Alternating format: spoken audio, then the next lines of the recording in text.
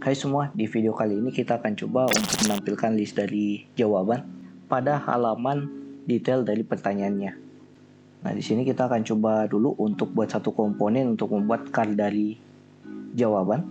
Kita bisa masuk ke client, bagian source, view. Nah, di sini di detail question ada beberapa hal yang akan kita buat. Sini mungkin dividernya kita masukkan ke dalam seperti ini, dan di sini kita buat divider lagi, divider kita buat H1 dengan kelas text 2XL text primary. Ini kita buat teksnya itu lebih kecil dibanding yang answer ini, namanya list answer. Nah, selanjutnya kita akan buat satu komponen lagi untuk menampilkan list dari answernya. Tapi sebelum itu kita ingin cek dulu nilai dari question datanya ini apa saja. Kita bisa cek di console.log question data titik value. Nah, kemudian kita buat komponennya yang menampung card dari list answer-nya nanti. Kita bisa masuk ke komponen bagian answer. Kita buat satu file. Kita sebut saja namanya card answer.v. Kita buat sederhana saja dulu karena cuman kita testing saja. Sini H1 lorem ipsum seperti ini. Kemudian kita register komponennya di detail question.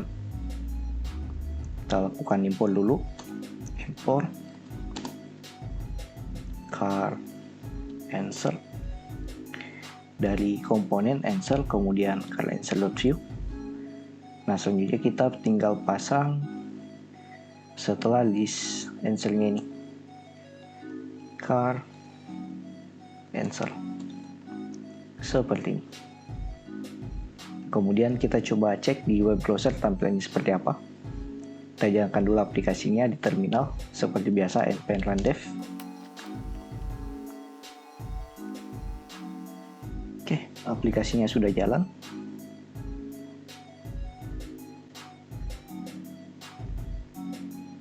Ini kita masuk ke pertanyaan yang kemarin sudah kita kasih jawaban, yaitu tes ini.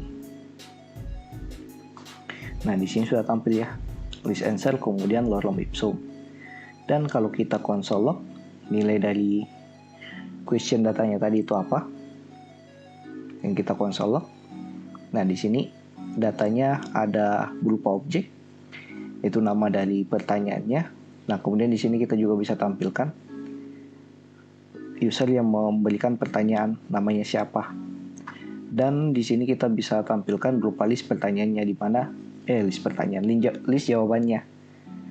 Yang mana list jawabannya ini dia berbentuk array objek. Di dalam arraynya terdapat objek-objek dalamnya yang nanti kita bisa looping. Ini kita langsung coba saja eksekusi di dalam codingan. Kita tampilkan dulu nama dari pembuat pertanyaan. Masuk ke dalam codingan. Nah, di sini kita tampilkan dulu nama yang memberikan pertanyaan di detail question component. Kita buka. Berarti di komponen question, detail question component. Nah, sini kita ganti yang Amy Elster menjadi, nah ini dia masuk ke props-nya, kemudian titik data titik user ID titik name. Ya, ini kita coba cek. Nah, di sini nama usernya akan berganti jadi user. Itu nama user yang memberikan pertanyaan sesuai dengan yang ada di console log-nya yang ada di sini. Dia masuk ke user ID, habis itu name dari usernya. Oke, setelah menampilkan nama dari user yang memberikan pertanyaan, kemudian kita tampilkan list dari pertanyaannya sekarang. Kita masuk lagi ke codingan. Kita masuk ke detail question di view-nya.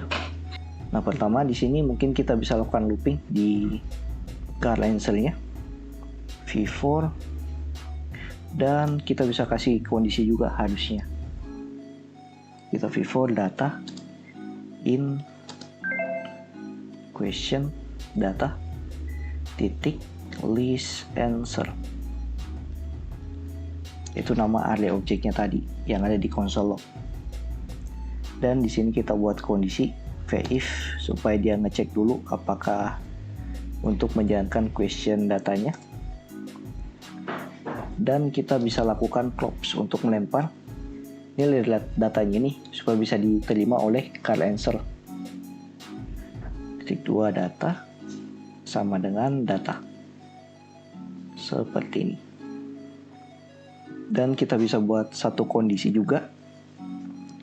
Jika di pertanyaan itu belum ada jawabannya, kita bisa buat kondisi di bawah menggunakan div if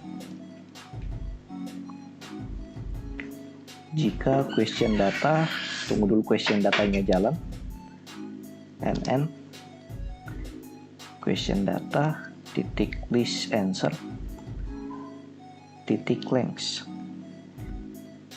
Ya, jika pertanyaan itu belum ada jawabannya atau belum ada yang memberikan jawaban, kita tampilkan datanya ini.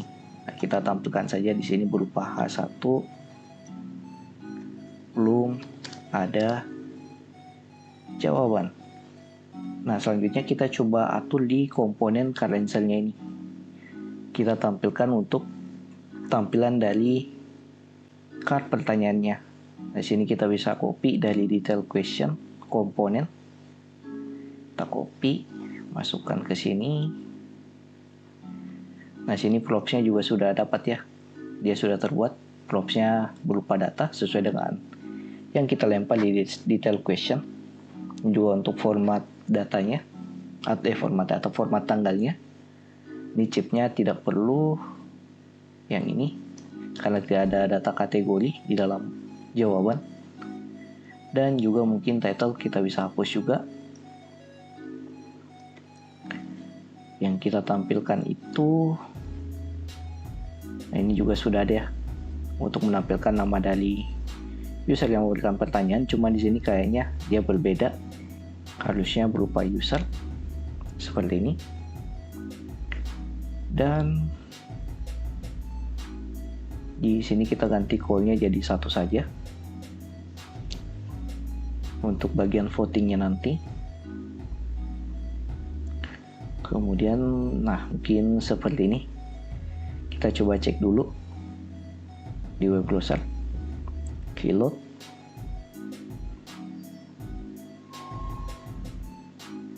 Oke, kita scroll ke bawah. Nah, ini list pertanyaannya tampil.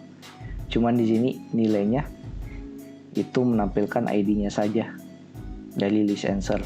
Nah, cuman di sini nama usernya sudah tampil dari relasi objeknya ini, masuk ke list answer. Habis itu panggil user, habis itu panggil name dari user yang memberikan pertanyaan, yaitu pertanyaan tes jawaban ini. User yang memberikan pertanyaan yaitu Reski, sesuai dengan yang ada di sini. Nah, cuman di sini ada yang salah untuk tampilannya. Yang tampil ID-nya bukan answer-nya. Kita masuk lagi ke dalam codingan. Di sini kita ganti yang ini, bukan data tapi answer, seperti ini. Ini kita coba cek lagi. Reload. Oke, tampil tes jawaban 1, jawaban dari user dengan yang memberikan jawaban yaitu user bernama user. Nah, sebelum kita pilih videonya, mungkin di sini ada satu bugs lagi yang harusnya kita fixkan, yaitu untuk tombol yang bagian ini pada saat kita lakukan login, yaitu untuk mengupdate pertanyaan dari user tersebut atau pertanyaan dari user yang membuat pertanyaan. Contoh di sini Reski. Passwordnya 1-8, login pakai user Reski. Masuk lagi ke home. Nah, sini untuk tambahnya sudah aman. Sebenarnya cuma di sini tombolnya yang tidak aman.